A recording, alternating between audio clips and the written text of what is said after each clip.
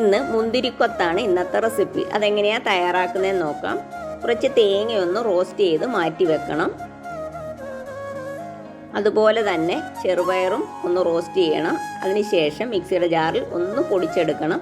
ഒരുപാട് പൊടിയാൻ പാടില്ല, കുറച്ചൊന്ന് തരിയായിട്ട് വേണം എടുക്കേണ്ടത്.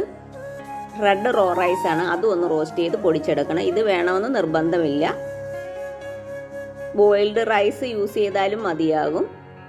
ഇതെല്ലാം കൂടി ഒന്ന് മിക്സ് ചെയ്യുക. അതിലേക്ക് ഏലക്കാപ്പൊടി ചേർക്കണം. ഞാൻ പഞ്ചസാരയും ഏലക്കായും കൂടി പൊടിച്ചാണ് ചേർത്തത്.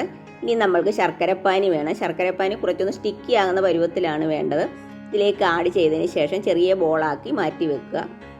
മൈദയിലേക്ക് കുറച്ച് കോൺഫ്ലോറോ അല്ലെങ്കിൽ അരിപ്പൊടിയോ ചേർത്താൽ മതിയാകും. കളർ വേണമെങ്കിൽ ചേർക്കാം. കുറച്ച് എള്ളും ഉപ്പും ചേർത്തതിന് ശേഷം ആവശ്യത്തിനുള്ള വെള്ളവും ചേർത്ത് ഒരു ബാറ്റർ തയ്യാറാക്കുക. അതിലേക്ക് ഈ ഓരോ ബോൾസും ഡിപ്പ് ചെയ്ത് ഓയിലിൽ ഫ്രൈ ചെയ്തെടുക്കണം. ഓക്കേ.